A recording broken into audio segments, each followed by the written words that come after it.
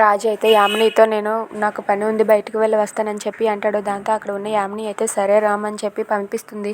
అది చూసి యామిని వాళ్ళ నాన్న అయితే ఏంటమ్మా తనని ఒంటరిగా అలా పంపించేస్తున్నావు అని చెప్పి అడుగుతాడు. దాంతో అక్కడ ఉన్న యామిని అయితే పర్వాలేదు డాడ్ వెళ్ళనివ్వండి, ఎందుకంటే తనకి నేను లొకేషన్ పెట్టాను, తను ఎక్కడికి వెళ్ళా సరే నేను నా ఫోన్లో చూడగలను అని చెప్పి అంటుంది. అది విని అక్కడ ఉన్న వాళ్ళ అమ్మ నాన్న అయితే హో అవునా అని చెప్పి అనేస్తారు. ఇక యామిని అయితే రాజు ఎక్కడికి వెళ్తున్నాడా అని చెప్పి అలా ఫోన్లో లొకేషన్ ద్వారా చూస్తూ ఉంటుంది. ఇక రాజు అయితే డైరెక్ట్గా తను బొకే తీసుకొని తన ఆఫీస్కి అయితే వెళ్తాడు. అది చూసి యామిని ఒక్కసారిగా షాక్ అయిపోతుంది. ఏంటి బావ అక్కడ కారు ఆపాడు, ఇప్పుడు కానీ ఆఫీస్ స్టాఫ్ అందరూ కూడా ఆ బావని చూసారంటే ఏం జరుగుతుంది అని చెప్పి యామిని కంగారు పడుతూ ఉంటుంది. ఇక రాజు అయితే కళావతి కోసం బొకే తీసుకొని ఆఫీస్కి వెళ్తాడు.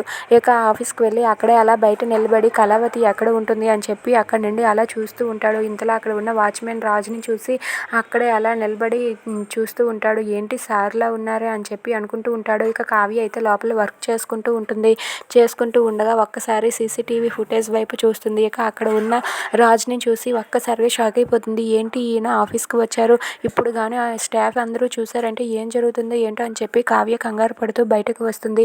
తను పరిగెత్తుకుంటూ బయటకు వచ్చే లోపే అక్కడ శృతి వాళ్ళైతే బయటకు వెళ్తూ ఉంటారు. ఇక రాజు అయితే అక్కడే అలా బొకే పట్టుకొని నిలబడి ఉంటాడు. అది చూసి అక్కడ ఉన్న కావ్య అయితే ఒక్కసారిగా షాక్ అవుతుంది. ఇక రాజు రావడంతో అక్కడ ఉన్న కావ్య షాక్ అయ్యి ఇప్పుడు ఏం జరుగుతుందా అని చెప్పి కంగారు పడుతూ ఉంటుంది. If you like this video please subscribe.